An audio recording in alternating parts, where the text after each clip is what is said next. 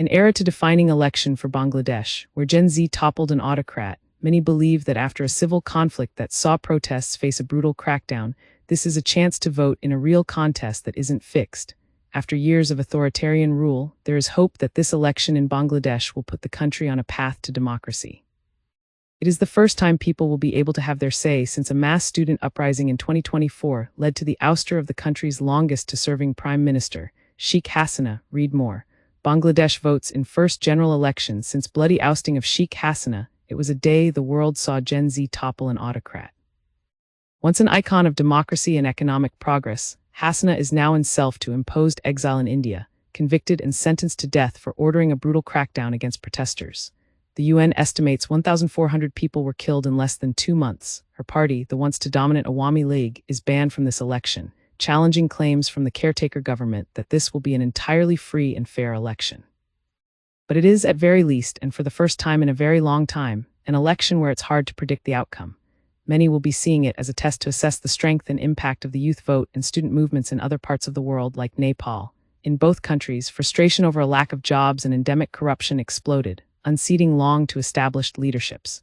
But the truth is, it's the old guard looming large in this vote on the surface.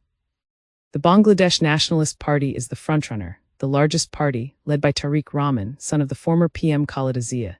He is part of a well-established dynasty. Read more. Bangladesh's first female prime minister dies. India walks tightrope harboring deposed Bangladeshi PM. Then there's Jamaat-e Islami, banned under Hasina and dedicated to running the country under Islamic law.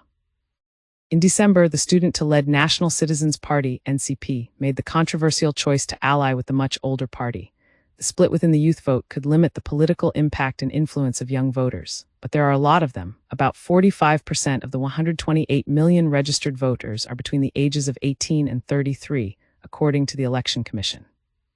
Nobody yet knows what they will do, or the many Awami League voters unable to back their party.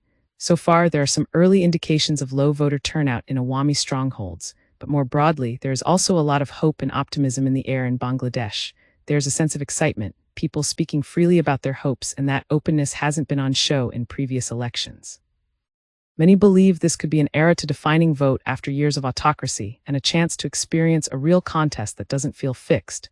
One trend to watch for is the role of rising anti-India sentiment. After years of good neighborly relations, many voters, particularly young people, accuse Delhi of being overbearing and of supporting Hasina's regime at the expense of democracy.